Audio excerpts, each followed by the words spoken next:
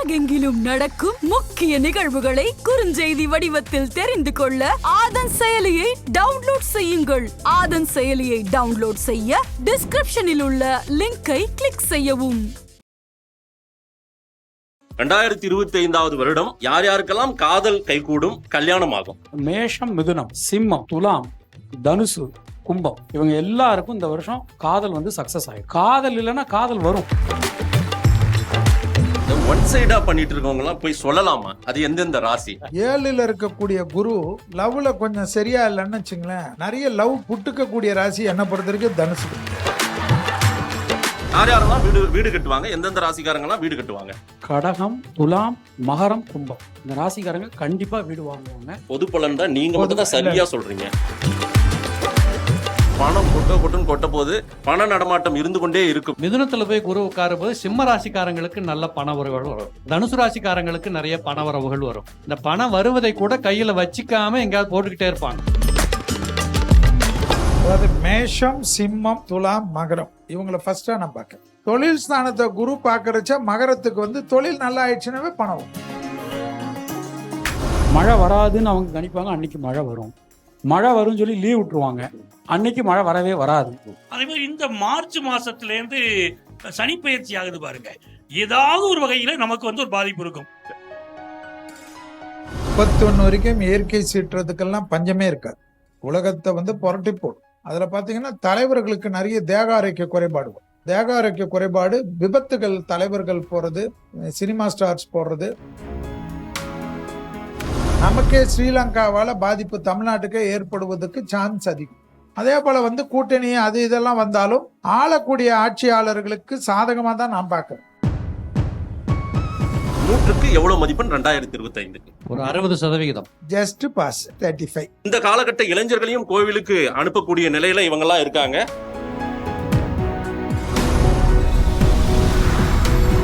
திரு பெருங்குளம் ராமகிருஷ்ண ஜோசியர் அவர்கிட்ட நான் அடுத்து முக்கியமான ஒரு கேள்வி. 2025வது வருடம் யார் யாருக்கெல்லாம் காதல் கைகூடும், கல்யாணம் ஆகும்? எந்தெந்த ராசிக்கு? அது கரெக்டா எங்கிட்ட தான் கேட்கணும். ஆமா, உங்களதுல இருந்து தொடரும். அப்படி எது கொஞ்சம் ட்ரெண்டிங்கா இருக்கும் அந்த வீடியோ, அதுக்காக தான். இந்த வருஷத்தை பொறுத்தவரை வந்து நமக்கு இந்த நீண்ட நாட்களா லவ் பண்ணிக்கிட்டு இருப்பாங்க. ரொம்ப நாளா லவ் பண்ணிக்கிட்டு இருக்கிறது வந்து இந்த திருமணம் சம்பந்தமான விஷயத்துக்கு நம்ம குருவை தான் மெயினாக நம்ம வந்து எடுத்துக்கிறது வழக்கம். அப்போ அந்த மாதிரி நம்ம வந்து பார்க்கும்போது மேஷம், மிதுனம், சிம்மம், துலாம், தனுசு, கும்பம் இவங்க எல்லாருக்கும் இந்த வருஷம் காதல் வந்து சக்சஸ் ஆயிடும். காதல் இல்லைன்னா காதல் வரும். ஓ, உங்க ஃபேன் ஆயிட்டா? புதுசா உங்களுக்கு ஒரு ஃபேன் ஆட் ஆயிருக்கு. ஆமா. ஸோ அதனால மேஷம், மிதுனம், சிம்மம், துலாம், தனுசு, கும்பம் கல்யாணம் ஆகக்கூடிய ராசிகள். இதே ராசிகள், இந்த 6 ராசிகள் வந்து காதலிச்சுக்கிட்டு இருந்தாங்கன்னா கல்யாணம் பண்ணிடுவாங்க. காதல் இல்லைன்னா காதல் வந்து சேரும். கல்யாணம் ஆனவங்களுக்கு இல்ல. ரொம்ப முக்கியம், அது கவனமா சொல்லிருங்க. பஞ்சநாதன் ஐயா, நீங்க சொல்லுங்க, 2025 எந்தெந்த ராசிக்கு காதல் கைகூடும், கல்யாணம் ஆகும் இந்த வருஷம்? மிக குறிப்பா நம்ம சொல்ல வேண்டிய ராசி வந்து காதல் கலப்பு திருமணம் இந்த ஆண்டு மிக அதிகமாக இருக்கும். அதுல வந்து முதல் காதல் அடிபட்டு 2வது காதல் கைகூடக்கூடியது மிதுன ராசி. ஓகே. முதல் இந்த காதல் கலப்பு திருமணமாக இருக்கக்கூடியது சிம்ம ராசி. துலா ராசிக்காரர்கள் நிறைய பேர் காதல் திருமணம் இந்த ஆண்டு செய்துக்கிடுவாங்க. லவ் ப்ரப்போஸ் பண்றதுல ரொம்ப இன்ட்ரெஸ்டா இருக்க போறது தனுசு ராசிக்காரங்க. காதல் கல்யாணமாக முடியக்கூடிய ராசி மகர ராசிக்கு உறுதியா முடியும். அப்படி மிக சிறப்பாக இருக்கு. ரொம்ப சிறப்பா சொன்னீங்க. நீங்க கைகூடிரும் வேற சொல்லிட்டீங்க. ஆமா, கண்டிப்பா. ஐயா ராமலிங்கம் அவர்கள், நீங்க சொல்லுங்க, 2025 எந்தெந்த ராசிக்கு காதல் கைகூட போகிறது, அதாவது வெற்றி பெறும், அதே போல கல்யாணம் ஆகும்? சார், காதல் அப்படிங்கிறது மனுஷனா பிறந்தவங்க எல்லாத்துக்கும் உண்டு சார். அது வந்து நீங்க புதுசா காதலிக்கிறவங்களை கேக்குறீங்களா இல்ல பொதுவா காதல் கேட்கிறீங்க? பொதுவாவே சார், இந்த வருஷம் பண்ணிக்கலாம். வீட்டுக்கு வீடு எல்லா இடத்துலயும் இப்ப காதல் இருக்கத்தானே செய்யணும். காதல் இல்லாத வாழ்க்கை சூனியம் தானே. ஜெயிக்கணும்ல சார். அது ஜெயிச்சா தான் குடும்பம், இல்லாட்ட உடஞ்சு போயிடும் குடும்பம். ஜெயிக்கிறதுல இப்ப நிறைய அதான் டைவர்ஸ் போறாங்க. ஆமா. சோ இப்ப நான் சொல்றது, நீ கேட்ட கேள்விக்கு என்னன்னு கேட்டா, இந்த குரு பகவான் எந்த வீட்டெல்லாம் பாக்குறாரோ அவங்களுக்கு எல்லாம் காதல் சக்சஸ் ஆயிடும். இப்போ நான் சொன்ன மாதிரி மே மாசத்துக்கு அப்புறம் குரு பேச்சு வருதா, மிதுனத்துல குரு உட்காருவாரு, துலாத்தை பாக்குறாரு. துலாத்துக்கு அதிபதியே சுக்கிரன். ரொம்ப தீவிரமா காதலிச்சு போராடி வீட்டுக்குள்ள பெர்மிஷன் கிடைக்காம தட்டழிஞ்சவங்க போறா, வீட்டோட ஒப்புதலோட கல்யாணம் ஆயிடும். துலாம் ராசி. துலா ராசி. ம். அதே மாதிரி தனுசு ராசி. தனுசு ராசிக்காரங்களுக்கு நம்பிக்கையே இல்லாம போயிருக்கும் போன வருஷம். என்னது நம்ம 2 பேரும் பிரிஞ்சே போயிடலாம், சரி வராது போல் இருக்குங்கிற அளவுக்கு இருப்பாங்க. கனகச்சிதமா கல்யாணம் பண்ணிடுவாங்க. இதே போல கும்பராசி. இந்த கும்பராசிக்காரங்களுக்கு எப்போதுமே ரெட்டை புத்தி. இது பண்ணுவோமா விட்டுருவோமா, பண்ணுவோமா விட்டுருவோமா அப்படிங்கிற மாதிரி இருப்பாங்க. அவங்க கூட இப்ப உறுதியா ஒரு முடிவெடுத்து கல்யாணத்துக்கு வந்துருவாங்க. மீதி எல்லாரும் காதலிக்கட்டும், அடுத்த கிரக பயிற்சியில அவங்களுக்கும் சொல்லுவோம். இந்த ஒன் சைடா பண்ணிட்டு இருக்கவங்க எல்லாம் போய் சொல்லலாமா? அது எந்தெந்த ராசி? இப்ப இந்த வருஷத்துல போய் சொல்லிருப்பா, ரொம்ப நாளா நீயும் ஒன் சைடு ட்ராக்காவே போயிட்டு இருக்க, ட்ரை பண்ணு, போய் சொல்லு ஒரு முறை அப்படின்னு எந்தெந்த ராசிக்கு சொல்லுவீங்க? இது யாரையோ குறிப்பிட்டு கேட்கற மாதிரி இல்ல, இருக்கு. நான் பொதுவா நிறைய பேரை பாக்குறோம். குறிப்பிட்டு சொல்ற மாதிரி ஆமா. இருக்கு. அவரும் காதல் இருக்கிறவங்க எப்பவுமே பெருசா எதிர்பார்ப்பாங்க. இல்ல, நீங்க- நல்லது சொல்ல மாட்டாங்களான்னு எதிர்பார்ப்பாங்க. நீங்க சொல்றது ஒரு நம்பிக்கையா இருக்கும், தைரியமா அந்த நம்பிக்கைக்கு தான் சொல்றேன். ஆ. நிச்சயமா சக்சஸ் ஆகும். சக்சஸ் ஆகும். ஆமா ஆமா. எல்லா ராசியுமே போய் சொல்லலாமா? இல்ல இல்ல, ஆ. நான் சொன்ன ராசி போக நீங்க நினைச்ச ராசி. ஆஹா. ரைட். நிறைய விஷயங்கள் நீங்க சொல்லியிருக்கீங்க. திரு செல்வி அவர்கள், நீங்க சொல்லுங்க. 2025 எந்தெந்த ராசிக்கு காதல் கைகூடும், வெற்றி பெறும், அதே போல கல்யாணம் ஆகும்? இல்ல அண்ணன் 3 ராசியை முக்கியமா சொன்னாரு. ம். ஆனா குரு வந்து இவங்களெல்லாம் பார்க்கறனால நடக்குதுன்னு சொன்னார். மேஷ ராசிக்கு வந்து குரு வந்து மேஷத்தினுடைய 7ஆம் வீடான துலாத்தை பார்க்குறார். ஸோ ஃபர்ஸ்ட் இதுல வந்து ரொம்ப நிறைய பெனிஃபிட் ஆகக்கூடாது மேஷம். அதே போல வந்து தனுசுக்கு வந்து குரு பார்வை இருந்தாலும் 7ல் இருக்கக்கூடிய குரு ம். லவ்ல கொஞ்சம் சரியா இல்லைன்னு வச்சுங்களேன், ஃபோன் பண்ணா நீ எடுக்கல, நீ இப்படி நான் அப்படின்னா நிறைய லவ் புட்டுக்கக்கூடிய ராசி என்ன பொறுத்த வரைக்கும் தனுசுக்கு தான். ஏன்னா குரு பார்வை இருந்தாலும் 7ல் இருக்கக்கூடிய குரு வந்து கெடுப்பான்னு ஒரு விதி இருக்கு. அது ஜோதிடத்திலே இருக்கக்கூடிய விதி தான். அதை நீ கேட்டுக்க சொல்லுவான். சொந்த வீட்டை பாக்குறாரா இல்லையா? இல்ல நான் கேட்கறது ஸ்தான பலத்துக்கும் உண்டான பலன் இருக்கா இல்லையான்றது ஜோசியத்துல இருக்கு. சரி. சோ பார்வை என்பது வேறோட குரு இருக்கும் இடம் என்ன அதை சொல்லு. சோ அதுவும் உண்டு. சோ ஜோசியத்துல எல்லாமே சொன்னோம். ஏன்னா அண்ணன் சொன்னதுக்காக எல்லா தனுசுக்காரனும் ரெடி ஆகக்கூடாது. சரி. நம்ம கொஞ்சம் அதுல பிரேக் வைக்கணும். ஆஹா. ஏன் பிரேக் வைக்கணும்னா, ஏய் பாத்தியா எனக்கு இந்த வாட்டி கல்யாணம் ஆகும், நீ ஒழுங்காருன்னு அந்த டகாச்சி கொடுக்க கூடாதுன்றதுக்கு தான் சரி. நான் சொன்னேன். சோ தனுசு கொஞ்சம் பம்பிங் இருந்தாதான் கல்யாணம் சரியா வரும். அவசரப்பட்டு அடி வாங்கிறாத அப்படின்னு. அவசரப்பட்டு ம். ரொம்ப இது பண்ணி ம். நான் உன்னை விட்டா நான் வேற உடனே எனக்கு செட் ஆயிடும் அது ஆயிடும்னு ஜோசியார் பெரியங்க அண்ணன்லாம் சொல்லிட்டாரு அப்படின்னு நினைச்சிங்களேன், அது விட்டுட்டு வாண்டடா என்ன பண்ணோம், அதுக்கு முதல்ல கல்யாணம் ஆயிடும். சரி. சோ அதுதான் அதனுடைய பிராக்டிக்கல் திங். சரி. சோ இதெல்லாம் வந்து குரு பார்த்தாவே கல்யாணம் ஆகுன்றது ஒரு விதி. அந்த விதியில குரு எந்த இடத்தை 7ஆம் இடத்தை பாக்குறச்ச 7ஆம் இடம்ன்றது மேஷத்துக்கு வர்றதுனால இந்த 4 ராசிங்களுக்கு திருமணத்துல வந்து யோகம் இருக்குதோ இல்ல குரு பலம் இருக்குதுன்னு நான் சொல்றேன். அந்த 4 ராசி ஒரு முறை சொல்லிருங்களா? அப்ப ஏற்கனவே அவங்க 3 சொல்லிட்டாங்க. ஆமா, நீங்க கொஞ்சம் அதான் வரிசைப்படுத்திட்டீங்கன்னா. மேஷத்துல இருந்து ஆரம்பிச்சு ம். மேஷமா இருந்தாலும் மிதுனமா இருந்தாலும் அடுத்ததாக வந்து இவங்க வந்து துலாமாக இருந்தாலும் தனுசாக இருந்தாலும் இவங்களுக்கு எல்லாருக்கும் குருபலம் இருக்கிறது தான் ஜோசியத்துல. சரி. ஜனனகால ஜாதகத்துல தோஷம் இருந்து ஜனனகால ஜாதகத்துல பாதகம் இருந்து நடக்கலைன்னா எங்களை திட்டாதீங்க, டைரக்டா உங்களை திட்டினா சரியா இருக்கும். ஐயா பஞ்சநாதன் அவர்கள் கிட்ட வந்து இந்த கேள்வியை நான் வைக்கணும்னு நினைக்கிறேன். 2025 யார் யாரெல்லாம் வீடு கட்டுவாங்க, எந்தெந்த ராசிக்காரங்க எல்லாம் வீடு கட்டுவாங்க? நல்ல விஷயம். அதாவது 12 ராசிக்காரங்களும் வீடு கட்டணும் அப்படின்னு வாழ்த்துவோம். முதல்ல அவர்களுடைய அண்ணன் செல்வி என்ன சொன்ன மாதிரி அவங்கவுங்களுடைய சொந்த ஜாதகம், அந்த ஜாதகத்துல வந்து திசாபுத்தி அமைப்புகள் நல்லா வந்துருச்சுன்னா யார் வேணா வீடு கட்டலாம். நீங்க இந்த கோச்சார கிரகங்களின் அடிப்படையில் பார்த்தோம்னா மேஷ ராசிக்காரர்களுக்கு வீடு கட்டக்கூடிய யோகம் மிகச்சிறப்பாக இருக்கு இந்த ஆண்டு. அதே மாதிரி மிதுன ராசிக்காரர்கள் புதுசா சொத்து வாங்குவாங்க. கன்னி ராசிக்காரர்கள் வந்து ரொம்ப நாளா இருக்கக்கூடிய பங்காளி சொத்து பிரச்சனை இதெல்லாம் கன்னி ராசிக்காரங்களுக்கு சால்வ் ஆயிரும். அவர்களும் நல்ல சொத்து வாங்கக்கூடிய யோகம் அவங்களுக்கு கூடி வருது. விருச்சிக ராசிக்காரங்களுக்கு பூர்வீக சொத்து வந்து சேரும். சரி, அந்த மாதிரி அமைப்பு உங்களுக்கு இருக்கு. அதே மாதிரி மகர ராசிக்காரர்கள் சொத்து வாங்கக்கூடிய யோகம் இருக்கு. மீன ராசிக்காரர்களுக்கும் நல்ல பூர்வீக சொத்துக்கள் கிடைக்கக்கூடிய யோகம் உண்டு. அப்போ இவ்வளவு ராசிக்காரர்களுக்கு சொத்து வாங்கக்கூடிய வீடு வாங்கக்கூடிய யோகம் வந்துருக்கு. ரைட். 2025 எந்தெந்த ராசிக்கு வீடு கட்டும் யோகம் இருக்கு ஐயா? சார், நான் முதல்ல சொன்ன மாதிரி இந்த வருடம் இந்திய இளைஞர்களுக்கு ஒரு பொன்னான வருடம். நிறைய சம்பாதிக்க போறாங்க. நம்ம ஆளுங்க சம்பாரிச்சா ரெண்டுல தான் போடுவாங்க. ஒண்ணு தங்கத்துல, இல்லாட்டி மண்ணுல, வீட்டுல தான் போடுவாங்க. நிறைய பேர் இந்த வாட்டி இந்த கன்ஸ்ட்ரக்ஷன் பிசினஸே இந்த வருஷம் நல்ல முன்னேற்றத்துக்கு போக போகுது. அதுல குறிப்பா சொல்ல போகணும்னா, இந்த ரிஷப ராசிக்காரங்களுக்கு வீடு கட்டுகிற, வீடு வாங்குகிற யோகம் நிறைய வரும். ஏன்னா சனீஸ்வர பகவான் 11ஆம் இடத்துல இருக்கிறார். வீடு வாங்குற யோகம் வரும். 9 கூடையவன் 11ல வருகிறதுனால. இன்னொன்னு, கடகராசியில பிறந்தவர்களுக்கு கூட வீடு வாங்குற யோகம் வரும். ஏனென்றால் சுப செலவுகள் வரும். அப்ப தங்கத்துல காசு போடுறது, இல்ல வீட்டை வாங்குறது, நிலத்தை வாங்கி போடுறது, இப்படி இன்வெஸ்ட்மெண்ட் பர்பஸுக்காக வீடு வாங்குற யோகங்கள்லாம் வரும். சிம்ம ராசிக்காரங்களுக்கு வீடு வாங்கணும்னு ஆசை வரும். சில தடைகள் ஏற்பட்டு அந்த வீடு கச்சிதமாக அவங்களுக்கு முடியும். கன்னி ராசிக்காரங்க கட்டாயமா இடப்பெயர்ச்சி, இடமாற்றங்கள், வீடு வாங்குறது, இப்படிப்பட்ட பாக்கியத்துக்கு போவாங்க. துலா ராசிக்காரங்களுக்கு வீடு வாங்குற யோகம் உண்டு. இப்படி இதுக்கு பின்னாடி பாத்தீங்கன்னா, அண்ணன் சொன்ன மாதிரி விருச்சக ராசிக்காரங்க கையில காசு வச்சிருந்தா கூட லோன் கிடைச்சதுக்கு அப்புறம் போய் அட்வான்ஸ் கொடுத்தா நல்லா இருக்கும். இல்லாட்டா கொஞ்சம் சிக்கிக்க கூடாது. இந்த தனுசு ராசியில பிறந்தவங்க ஏற்கனவே போன வருஷம் வீடு வாங்கியிருப்பாங்க நிறைய பேர். அதனால இப்ப வீடு வாங்குற யோகத்துல இருந்து விலகி நிற்பாங்க. இந்த மகரத்துல பிறந்தவங்களுக்கு ஆசைகள் வருமே தவிர துணிச்சலாம் முடிவெடுக்காம தள்ளி போட்டு யாராவது பெரியவங்க வந்து குறுக்க மறுக்க நின்று அதை வாங்குறது நிற்கும்.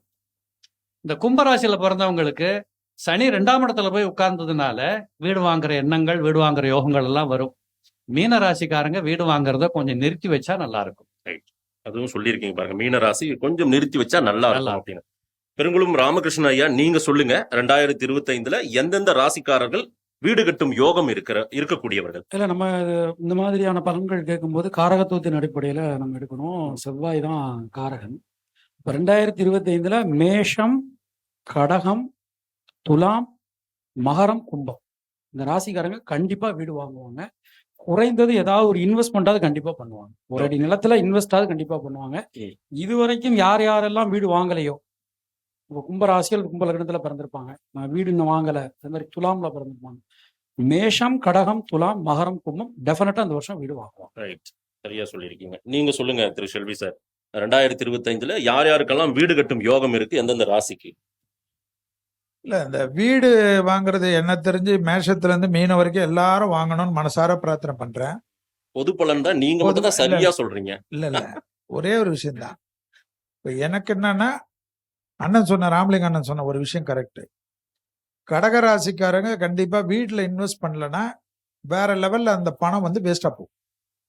அதனால கடன் வாங்குறது நல்லது. அந்த மேஷத்துல இருந்து மீன வரைக்கும் இந்த day to day trading share பண்றவங்க ரொம்ப ஜாக்கிரதையா இருக்கக்கூடிய வருஷம் இது 2020. லாங் டேர்ம் ஷேருக்கெல்லாம் நான் ஒண்ணுமே உள்ளே வரமாட்டேன். கோல்டோட உங்களுக்கு அந்த ஷேர் தெரிஞ்சா சந்தோஷமா பண்ணுங்க. டே டு டேல இருக்கவங்க கண்டிப்பா 2025ல எந்தெந்த கம்பெனி ஒரே நாள்ல திவால் ஆகுதுன்னா தெரியாது. சமசப்தம ராசியா இருக்கக்கூடிய மகரமும் கடன் வாங்கணும். ஏன்னா 6ல குரு வரைச்ச நமக்கு ஏதாவது ஒரு டென்ஷன் நம்மளே உருவாக்கிக்கும். அந்த உருவாக்குறது வந்து என்னை பொறுத்த வரைக்கும் சூட்சம பரிகாரம்னு பேரு. ஒரு வீடுக்கு ஒரு லோன் இருந்துச்சுன்னா அதை அடைக்கிறதுக்கு கொஞ்சம் கஷ்டப்பட்டு ஐயோ அந்த லோன் டேட் வந்துருமே, ஏதாவது ஒரு வீடு இல்லை ஒரு நிலம் இல்லைன்னா ஒரு இன்டீரியர் ஏதாவது ஒன்று பண்றது கடகமோ மகரமோ கம்பல்சரியா பண்ணணும்ன்றது நான் விரும்புறேன். ஏன்னா அது லோனுக்காக மற்றவங்க எல்லாரும் சந்தோஷமா வீடு வாங்கணும்ன்றது நான் மனசார பிரார்த்தனை. வீடு கட்டுறது, வீடு வாங்குறது எந்தெந்த ராசிகள் 2025ல யார் யார் எப்படி எல்லாம் அணுகணும், பயணிக்கணும் அப்படின்னு 4 பேருமே 4 ஆளுமைகளும் சொல்லியிருக்காங்க. ரொம்ப முக்கியமான இன்னொரு கேள்விங்க ஐயா ராமலிங்கம் ஐயா, நீங்க தான் சொல்லணும். கூரையை பீத்து கொண்டு கொட்டக்கூடிய ராசி, அதாவது பணம் கொட்டுன்னு கொட்ட போது பண நடமாட்டம் இருந்து கொண்டே இருக்கும் இந்தந்த ராசிக்காரர்களுக்கெல்லாம் அப்படின்னு எந்தெந்த ராசிகளை நீங்க கணிக்கிறீங்க? அதாவது 2025ங்கிறது இளைஞர்களுக்கு உண்டான வருஷம். சரி, எல்லா இளைஞர்களும் பணம் சம்பாதிப்பாங்க. இதுல குறிப்பா சொல்ல போகிற போது தனகாரகனாக இருக்கக்கூடிய குரு பகவான் மிதுனத்துல அமரப் போகிறார் பாதி வருஷத்துக்கு பின்னாடி. அப்ப இதை 2ஆ பிரிச்சுக்கலாம். முதல் பாதியில யாருக்கெல்லாம் நிறைய பண வரவுகள் இருக்குதோ அவங்களுக்கு 2வது பகுதி அடி வாங்கும். இல்ல 2வது பகுதியில யார் ரொம்ப சம்பாதிக்க போறாங்களோ அவங்க முதல் பகுதியில கொஞ்சம் திண்டாடுவாங்க. இப்படிப்பட்ட கணக்குகள் அது வந்துடும். இதுல மிதுனத்துல போய் குரு உட்காரும் போது சிம்ம ராசிக்காரங்களுக்கு நல்ல பண வரவுகள் வரும். அதே மாதிரி மகர ராசிக்காரங்க, தனுசு ராசிக்காரங்களுக்கு நிறைய பண வரவுகள் வரும். கும்பத்துல பிறந்தவங்களுக்கும் வரும். மேசத்துல பிறந்தவங்க இடமாற்றம் ஆகிற காரணத்தினால நிறைய பணம் சம்பாதிப்பாங்க, திடீர் அதிர்ஷ்டத்துக்கு போவாங்க. துலாத்துல பிறந்தவங்களுக்கும் நிறைய பண வரவுகள் வர ஆரம்பிக்கும். இப்ப இவங்க எல்லாருமே தங்கள் வாழ்க்கையில வரக்கூடிய பணத்தை எங்கேயாவது ஒண்ணு பண்ணணுங்கிற முகப்புல இந்த பணம் வருவதை கூட கையில வச்சுக்காம எங்கேயாவது போட்டுக்கிட்டே இருப்பாங்க. ஆனா திரும்பவும் அது ட்ரை ஆகிறதுக்கும் வாய்ப்புகள் உண்டு. ஏனென்றால் குரு உபயத்துல உட்காருகிறதுனால அவர் கொஞ்சம் பாதக அமைப்புல தான் உட்கார போறார். அப்ப பண வரவுகள் நிறைய இருக்கும். அதை சரியா பயன்படுத்திக்க வேண்டியதற்கும் நீங்கள் பக்கத்துல உள்ளவங்க அந்தந்த ட்ரேட்ல உள்ளவங்களை பார்த்து ஆலோசனை வாங்கிக்கிட்டு பண்ணிக்கணும். பணப்புழக்கம் எந்த ராசிக்கு அதிகமா இருக்கிறது 2025ல? எந்தெந்த ராசிக்காரர்கள் நல்லா ஜாலியா என்ஜாய் பண்ணி வாழ்க்கையை என்ஜாய் பண்ணுவாங்க 25ல? என்ன பணம் இருந்தா கொஞ்சம் ஜாலியா தானே இருப்பாங்க. நிச்சயமா மாதேஷ். அதாவது நம்ம எப்படி நீங்க வீடு கட்டுறத பத்தி கேட்கும்போது எல்லாருமே வீடு கட்டட்டும் அப்படின்னு நம்ம சொல்றோம் பாருங்க. அதே மாதிரி பணப்புழக்கம் வந்து எல்லாருக்குமே நல்லா இருக்கணும். ஆனா பொதுவா சொல்லிடுறீங்கல்ல நீங்க எல்லாருமே, ஆமா. அதாவது சேஃபா ஒரு நின்றுக்கலாம் அப்படின்ட்டு. ஒரு வாழ்த்துக்கள் வேணுங்களா எல்லாருக்கும். ஆமா. சிம்ம ராசிக்கு நல்ல பணப்புழக்கம் இருக்கும். நல்ல லாபத்துல குரு இருக்காரு, நல்ல பணப்புழக்கம் இருக்கும். அதாவது லாபத்துல குரு வராது. அதே மாதிரி துலா ராசிக்காரங்களை பொறுத்த வரைக்கும் எந்த நீங்க ஒரு விஷயத்தை கேட்டாலும் இருக்கக்கூடிய ஒரு 4 பேருக்கும் ஒரே கருத்து. இதுல துலா ராசியே எல்லோரும் எல்லா நல்ல விஷயங்களுக்கும் இங்க மேடைகள் சொல்லிக்கிட்டே இருக்கும். அப்ப துலா ராசிக்காரர்களுக்கு நல்ல பணப்புழக்கம் வந்து இந்த ஆண்டுடைய செகண்ட் ஹாஃப்ல குரு பயிற்சிக்கு பிறகுதான் எடுத்துக்கிறதா நல்ல பணப்புழக்கம் இருக்க போகுது. தனுசு ராசிக்காரங்களுக்கு வீட்டுல கல்யாணம் வச்சிருப்பாங்க, நல்ல பணம் வேணும் எதிர்பார்ப்பாங்க, நல்ல வகையில் அமையும். ஃபாரின் சம்பந்தப்பட்ட வருமானங்கள் அவங்களுக்கு வந்து சேரும். பிசினஸ்க்கும் தேவையான வருமானங்கள் உங்களுக்கு கூட போகுது. அதே மாதிரி கும்பராசிக்காரங்க 7.5 சனிக்கு நடந்துகிட்டு இருந்தாலும் இவங்களுக்கு அது பிரச்சனைகள் தீரக்கூடிய அளவுக்கு பண வருமானம் கும்பராசிக்காரங்களுக்கு வரும். அப்ப இந்த 4 ராசிக்காரர்களை நம்ம குறிப்பா எடுத்துக்கிடுறோம். சிம்ம ராசிக்காரர்கள், துலா ராசிக்காரங்க, தனுசு ராசிக்காரங்க, கும்பராசிக்காரங்க.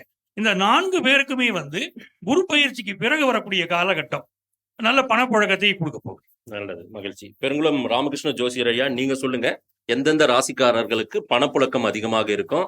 எப்பவுமே பாக்கெட் கனமாவே இருக்கும். வருஷத்தை பொறுத்தவரை மேஷம் ரொம்ப அற்புதமான ஒரு பணம் வந்து ஈட்டுவாங்க. ஏன்னா அவங்களுக்கு பாக்கியஸ்தானம் ரொம்ப ரொம்ப வலுவாயிருக்கு. அது மாதிரி துலாம் வந்து ரொம்ப எக்ஸலண்டா இருக்கு. அது வந்து 9ல குரு அப்படிங்கிறது ரொம்ப ஒரு எக்ஸலண்ட். அப்புறம் வந்து நமக்கு வந்து இந்த மகரத்துக்கு வந்து 2 விஷயம். ஒன்று 7.5 சனி முடியுது, இன்னொன்று 2ஆம் இடத்தை குரு பார்க்கறது. ஸோ மேஷம், துலாம், மகரம் இவங்களுக்கு வந்து இந்த வருஷம் வந்து ஒரு பெரும் பணம் ஈட்டுவதற்கான ஒரு நல் வாய்ப்புகள் கண்டிப்பா உண்டு. நீங்க சொல்லுங்க செல்வி சார், யார் யாருக்கு பாக்கெட்ல எல்லாம் பணம் இருக்கும் 2025ல? அதாவது மேஷம், சிம்மம், துலாம், மகரம் இவங்கள ஃபர்ஸ்டா நான் பார்க்கேன். அதுக்கப்புறம் தான் மற்றவங்க விஷயத்துல அது அடுத்தது தனுசு எல்லாம் வரும். ஏன்னா வரக்கூடிய காலகட்டம் வந்து இப்படிதான் வரும்.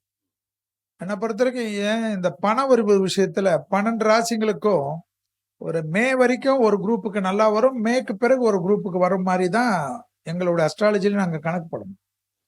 ஸோ அதனால முதல்ல சம்பாதிக்கிறவங்க அடுத்த 6 மாசத்துக்கு வச்சுக்கணும். முதல்ல இல்லாதவங்க அடுத்த 6 மாசம் நமக்கு வரும்னு நம்பணும். இவ்வளவுதான் மேட்ரு. ஸோ நீங்க கேட்ட மாதிரி மேஷத்துல இருந்து மீனம் இருக்கிற வரைக்கும் எல்லாருக்கும் பணம் வரணும்ன்றது தான் நான் வேண்டுதல். இப்போ இதுல எப்படின்னா உங்க தசா புத்திகள் இந்த ராசிக்காரங்களுக்கு நல்லா இருந்தா கொஞ்சம் எக்ஸஸ் வரும்.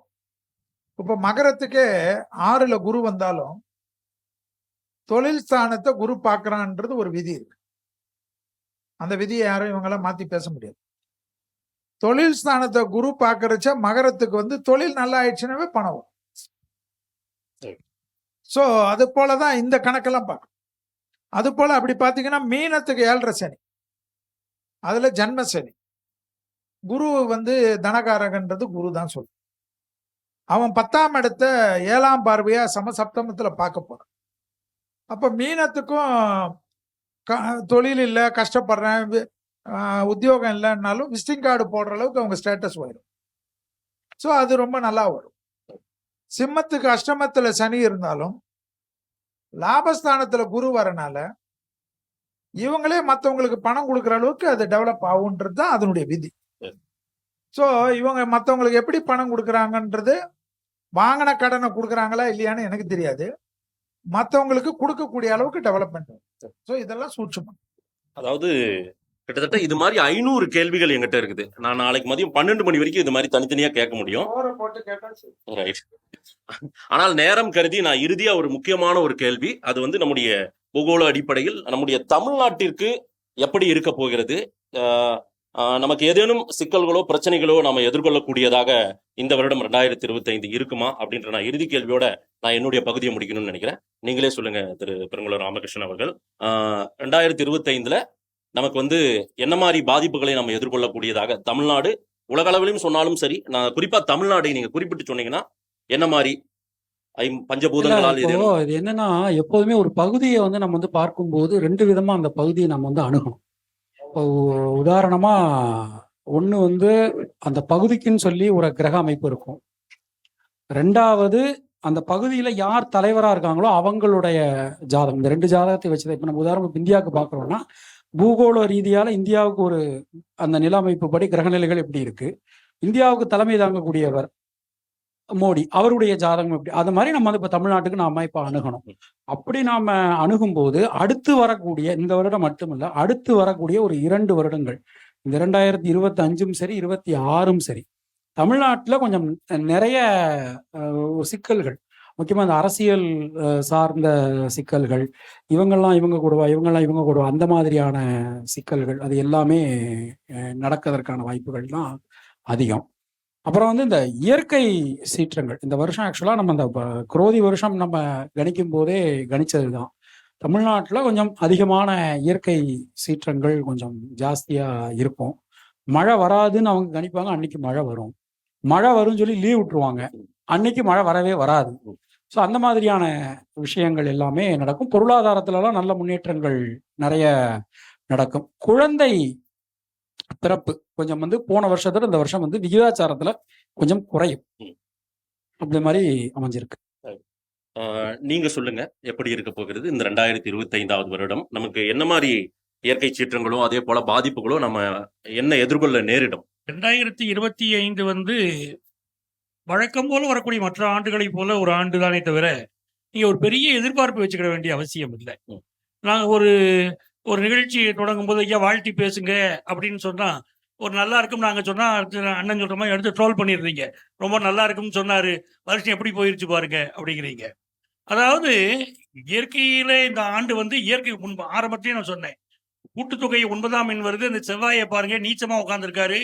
அது உட்கார்ந்துருக்கக்கூடிய வீடு அந்த நீர் வீடா இருக்கு.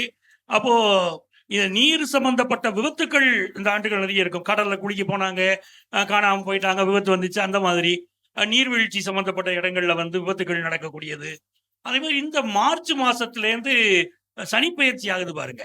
அப்போ ராகுடைய நெருக்கமும் வருது. சனி ராகு நெருக்கம் வரும்போது அந்த மார்ச் மாசம் சனி பயிற்சி ஆன பிறகு ஒரு 50 நாட்கள் சனி ராகுடைய சேர்க்கை இருக்கு. இந்த காலகட்டம் வந்து கடுமையாக நம்மை பாதிக்கக்கூடிய காலகட்டம் தான். அதுல இயற்கை சீற்றத்துடைய அமைப்பு ரொம்ப அதிகமா இருக்கும். அது நீங்க வந்து ரொம்ப நமக்கு அனல் அதிகமாக போய் பாதிப்பு வரப்போகுதா, இல்ல தண்ணீர்னால இயற்கை சீற்றங்களால் பிரச்சனை வரப்போகுதா, நிலநடுக்கம் வரப்போகுதா, ஏதாவது ஒரு வகையில நமக்கு வந்து ஒரு பாதிப்பு இருக்கும். குறிப்பாக தமிழ்நாட்டுல நீங்க எடுத்துக்கிட்டீங்கன்னா தென்பகுதி நம்ம சொல்லக்கூடிய மதுரை, இன்னும் ராமநாதபுரம், விருதுநகர், சிவகங்கை, கன்னியாகுமரி இந்த பகுதிகளெல்லாம் பாதிப்புகள் வருவதற்கு வாய்ப்புகள் அதிகம் உள்ள ஒரு ஆண்டாகத்தான் இந்த ஆண்டு 2025 நமக்கு அப்படித்தான் அமையுது. பெண்கள் வந்து ரொம்ப தங்களுடைய உரிமைகளுக்காக குரல் கொடுப்பாங்க. அந்த அமைப்பு ரொம்ப சிறப்பாக இருக்கும். முன்னாடி சொன்ன உங்களுக்கு கல்வியில மிக சிறப்பான முன்னேற்றங்கள் வரப்போகுது இந்த ஆண்டுன்னு. அந்த வகையிலையும் தமிழ்நாட்டுல கல்வி வகையிலையும் ஒரு நல்ல முன்னேற்றம் இருக்கும். அப்போ உங்களை பொறுத்த வரைக்கும் இயற்கை சீற்றங்களுடைய பாதிப்பு கொஞ்சம் அதிகம் இருக்கக்கூடிய வருஷம் அப்படின்னு எடுத்துக்கிறேன். ரொம்ப மகிழ்ச்சி. நீங்க சொல்லியிருக்கிறது கொஞ்சம் சேஃபாவே அணுகுறீங்க. எல்லோருமே வந்து மொத்தத்தையும் நம்ம கொட்டிட வேண்டாம், கொஞ்சம் பொறுத்து இருப்போம் அப்படின்றத ட்ரால் பண்ணிடுவாங்க. ஐயா நீங்க சொல்லுங்க, எப்படி இருக்க போகிறது 2025? ஆமா, என்னைய பாத்துக்கிறதுக்கு தான் நீங்க இருக்கீங்களே சார். 2025 வந்து ஒரு 2-3 மாசம் எல்லாரும் கவனமா இருக்கணும்னு நான் வேண்டுகோள் வைக்கிறேன். எப்படின்னா, இந்த மார்ச் மாசத்துல ஒரு 5 கிரகங்கள் ஒன்று கூடுறாங்க. எப்படி 2019ல 6 கிரகங்கள் தனுசுல ஒன்று சேர்ந்தாங்களோ, அதே மாதிரி இப்போ ஒரு கிரக சேர்க்கை வரப்போகுது இப்போ மீனத்துல. இப்போ இது என்ன சொல்ல விரும்புறேன்னு கேட்டீங்கன்னா, இளைஞர்கள் புதுசா வண்டி வாங்கி ஓட்டுறவங்க, டிரைவிங் கத்துக்கிறவங்க, வாகனத்தவே தொழிலாக வச்சுக்கிட்டு வாழ்றவங்க, இப்படிப்பட்ட சமூக சம்பந்தப்பட்டவங்க எல்லாம் கொஞ்சம் லாப்படி சட்டப்படி நடந்துக்கிறதுக்கு கரெக்டா வண்டியை செக் பண்ணி வச்சுக்கணும். ஒண்ணு, கடன் வாங்குறோம் இல்லையா, கொடுக்கறவங்க தேதியை 2 மாசம் தள்ளி போட்டுக்கிறது நல்லது. அவமானப்பற்ற வேண்டாம். 2, இந்த இளைஞர்கள் வேலைக்கு போறாங்க பாருங்க, தட்டாபடான தூக்கி போட்டு வெளியில வர்ற மாதிரி டென்ஷன் கிரியேட் பண்ணி விடும். இதை செஞ்சிடக்கூடாது. இந்த அயன சயன புகழ் போக பாக்கியத்துக்கு அடிமைப்படுத்தப்படக்கூடிய நிலைமை ஒண்ணு ஏற்படும். இளைஞர்கள் கொஞ்சம் கெட்டு போறது அப்படி இப்படி அதெல்லாம் கொஞ்சம் வரக்கூடியதெல்லாம் இருக்கும். இதுல கொஞ்சம் பெற்றோர்கள் குழந்தைகள் மேல கொஞ்சம் அக்கறையா இருக்கணும். இதெல்லாம் பாத்தீங்கன்னா கொஞ்சம் கவனமாக இருக்க வேண்டிய செய்திகள். நல்ல செய்திகள்னு எடுத்துக்கிட்டேன்னா 2025 இன்ன வரை பேசியிருக்கோம். எக்கச்சக்கமான நன்மைகள் இருக்கு. ஆக நல்லது நிறையவே இருக்கு. இயற்கை சீற்றங்கள்னு பாக்குற போது மீனத்துல சனீஸ்வர பகவான் உட்கார்றதுனால கடல்ல வாணிபம் பண்ணக்கூடியவங்க அல்லது ஏற்றுமதி இறக்குமதியாளர்கள், கப்பல் ஓட்டுறவங்க, இப்படிப்பட்டவர்கள் எல்லாம் தொழில்ல கொஞ்சம் கவனமா இருந்துக்கணும். ஐயா சொன்ன மாதிரி கடல்ல குளிக்க போறது, நீர்வீழ்ச்சியில் குளிக்க போறதெல்லாம் கொஞ்சம் கவனமா இருக்கணும். ஸோ மொத்தத்துல சொல்ல போகணும்னா உடம்பையும் உயிரையும் காப்பாத்திக்கிறதுல கொஞ்சம் கவனம் எடுத்துக்கிட்டா நல்லது. அது எல்லோருக்கும் பொருந்தும். சரிங்க ஐயா. திரு செல்வி சார், நீங்க சொல்லுங்க, 2025 எப்படி இருக்க போகிறது நம்முடைய நாடும், அதே போல இயற்கையும், அதே போல பாதிப்புகளோ சிக்கல்களோ அதையெல்லாம் நாம் எப்படி எதிர்கொள்ள வேண்டியதாக இருக்கும்? இல்ல 25 இல்ல 31 வரைக்கும் இயற்கை சீற்றத்துக்கெல்லாம் பஞ்சமே இருக்காது. உலகத்தை புரட்டி போடும். நிறைய ஊரெல்லாம் இயற்கை சீற்றத்துல நிலநடுக்கத்துல எல்லாம் காணாத போகும். இதுதான் நடக்கும் 31 வரைக்கும். ஆமா. அதாவது 25 வரைக்கும் ஸ்பெஷல், அப்புறம் 26ல வர ஸ்பெஷல்லாம் கிடையாது. இப்பவே நாங்க முதல்ல நீங்க என்ன தேடினாலும் இதுதான் நடக்கும். 31க்கு மேல ரிஷபத்துல அதுக்கப்புறம் நல்லா இருக்கணும்னாலும் அதுலயும் சில மாற்று கருத்துக்கள் தான் உண்டு எங்களுக்கு. ஆனா சனி நீச்சமாகி இருக்கக்கூடிய காலகட்டம் வரைக்கும், செவ்வாய் வீட்டில் இருக்கக்கூடிய காலகட்டம் வரைக்கும், அது திருக்கணிதத்தின்படி நாங்க பேசினாலும் வாக்கியத்தின்படி 2031 வரைக்கும் தான் அதனுடைய பயிற்சிகள் பொதுவாக இருக்கக்கூடியது. அதுல பாத்தீங்கன்னா தலைவர்களுக்கு நிறைய தேக ஆரோக்கிய குறைபாடு. அதே போல தலைவர்களுக்கு இந்த வருஷம் நான் சொல்றேன், நீங்க கேட்டது 2025 தேக ஆரோக்கிய குறைபாடு, விபத்துகள், தலைவர்கள் போறது, சினிமா ஸ்டார்ஸ் போடுறது, இவங்களுக்கெல்லாம் அந்த அண்ணன் சொன்ன மாதிரி இந்த கிரக சேர்க்கை மார்ச்ல இருந்து குரு வீட்டுல 5 கிரக சேர்க்கை 6 கிரக சேர்க்கை ஏற்கனவே வந்ததுல பலன் எல்லாம் பார்த்துட்டோம். தனுசு என்பது குரு வீடு, அதே போல மீனம் என்பது குரு வீடு. இந்த காலகட்டத்துல உலகத்துல நிறைய விஷயங்கள் தவறா போகும். நோயுடைய பாதிப்பு கண்டிப்பா இருக்கும். இந்த கொரோனாவோன்னா அதோட மோசமா கூட இருக்கும். என்னன்னா லீவு கிடைக்குமா, அது கிடைக்குமா, அந்த தனிமைப்படுத்துவோம், அதெல்லாம் இருக்காது. இதோட வாழ்ந்துக்கோன்ற மாதிரி தான் இனி இருக்கு. மேன்மேடு வைரஸ் தான் வரும். அதாவது இயற்கையா வராது, மனுஷன் உருவாக்கி விட்டுருவான். போர் மேகங்களால் பெரிய பதட்டம் ஏற்படும். போர் மேகங்களால் பொருளாதாரத்தினுடைய வீழ்ச்சி வரும். இந்த யுத்தத்தால் என்ன ஆகும்னா ஷேர் எல்லாம் பெரிய கம்பெனியில ஒரே நாள்ல திவால் ஆகிற மாதிரி எல்லாம் வரும். உலகத்துல ஒரு பயமுறுத்துற மாதிரி எல்லாம் தலைவர்கள் முடிவெடுப்பாங்க. இந்த ஷேர் மார்க்கெட்ல போட்டவங்களா எடுத்துடணுமா? எடுத்துடணும் இல்ல, கேர்ஃபுல்லா ப்ளூ சிப் ஷேர்ல பாத்துக்கங்கன்றது தான் நான் வேண்டுகோள் வைக்கிறேன். அதாவது ஷேர்ல இப்ப போட்டா கூட 2 வருஷம் ஆனாலும் 3 வருஷம் ஆனாலும் அதை தாங்கக்கூடிய வலிமை இப்பவே நமக்கு இருக்கணும். ஏன்னா யுத்தத்துல கண்டிப்பா ஒரு பிரச்சனைகள் யுத்தம் எல்லாம் நீங்க ரஷ்யா பாத்துக்கலாம், யுக்ரைன் பாத்துக்கலாம், இஸ்ரேல் பாத்துக்கலாம், ஈரான் பாத்துக்கலாம், அங்க மட்டும் லெபனான் பாத்துக்கலாம்னு இருக்கக்கூடாது. நமக்கே ஸ்ரீலங்காவால பாதிப்பு தமிழ்நாட்டுக்கே ஏற்படுவதற்கு சான்ஸ் அதிகம். அது இந்த காலகட்டம் அதாவது என்ன சொல்லுவாங்கன்னா, தலைவர்கள், பெரும் தலைவர்கள், எந்த தலைவர்களாக இருந்தாலும் அவர்கள் மதி சரியா வேலை செய்யும். இப்படி எடுத்தா சரியாயிடும், அப்படி எடுத்தா சரியாயிடும், மக்களை பாதிக்கக்கூடிய அளவுக்கு முடிவுகளை எடுப்பார். அவர்களுக்கு சொல்லக்கூடிய ஆலோசனையும் தவறாக இருக்கும். நல்லவர்களுடைய ஆலோசனை தலைவர்கள் ஏற்றுக்கொள்ள மாட்டார்கள். அது போல ஒரு நிர்வாகம், ஒரு பெரிய தொழிலதிபர்கள் அவர்களே டக்கு டக்குன்னு முடிவு எடுக்கிறனால 5000 பேர் 10,000 பேர் கஷ்டப்படக்கூடிய நிலைமெல்லாம் வரும். அதே போல கூட்டணி அது இதெல்லாம் வந்தாலும் ஆளக்கூடிய ஆட்சியாளர்களுக்கு சாதகமாக தான் நான் பார்க்கிறேன். ஏன்னா அடுத்த கேள்வி அதுதான் வரும். ஸோ அதனால அதுல இப்போதைக்கு எது எதிர்ப்பாக இருந்தாலும் 2025 அரசியல் கூட்டணிகள்லாம் திட்டமிட்டு கரெக்டாக ஒரு காய் நகர்த்து நடத்தினாலும் அதிலே நிறைய குளறுபடிகள், ஒரு நிலையற்ற தன்மையாக இருக்கக்கூடிய காலகட்டமாக தான் 2025 தமிழ்நாடுக்கு கேட்டீங்க. அதனால தமிழ்நாடுக்கு தான் சொல்றேன்.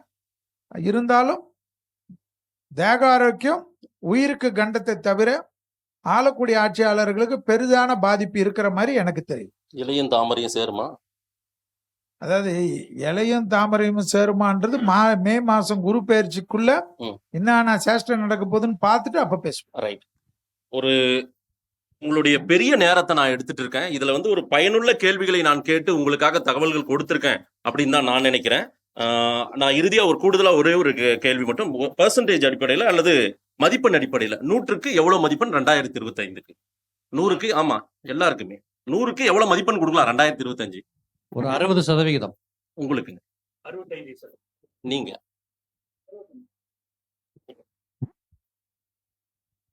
கட்சியில என்னதான் மாட்டி விடணும். Just pass 35. ரைட். மிகப்பெரிய நன்றி.